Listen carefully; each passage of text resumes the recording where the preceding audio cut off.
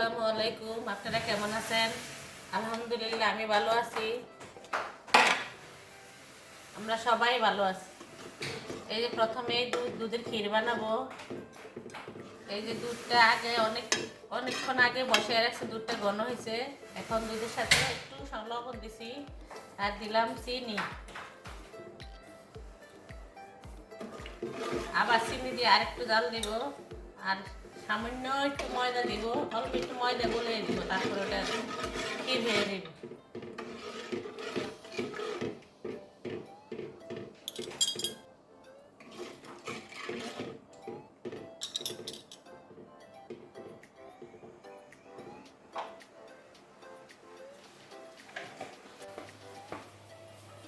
এই যে 1 চামচ দিলাম,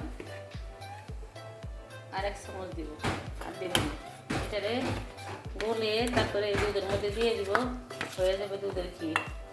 দুধের ক্ষীর একদম সহজ, একদম খাঁটি গরুর দুধ। ওই মেয়ের জন্য 2 কেজি দুধ নেই রোজ, দুধের কেজি 100 টাকা করে।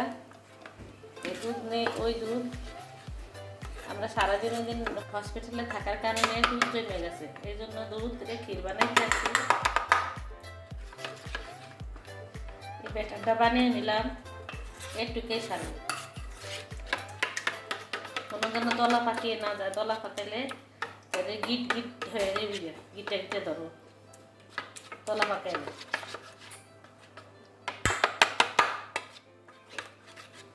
এই ক্ষীর দিয়ে পাটি সাপটা পিঠাও বানানো হয়, পাটি সাপটার ভিতরে দিই। আমি বানাবো এমনি দুধের ক্ষীর খাওয়ার জন্য।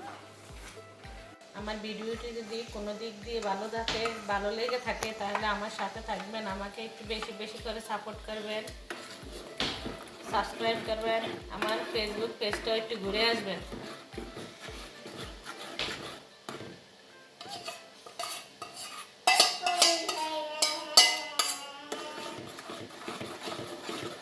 হয়ে গেল মজাদার ক্ষীর।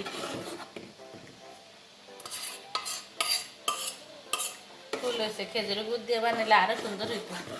আমার খেজুরের গুড় আছে ফ্রিজে, আমার মনে ছিল না, চিনি দিয়ে বানাইছি।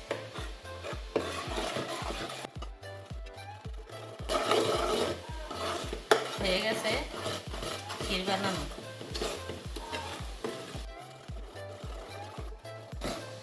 ক্ষীর বানানো শেষ।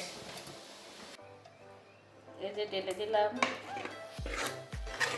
আপনারা আমাদের বেশি বেশি সাপোর্ট করবেন, ভালো থাকবেন, সুস্থ থাকবেন। আল্লাহ হাফেজ।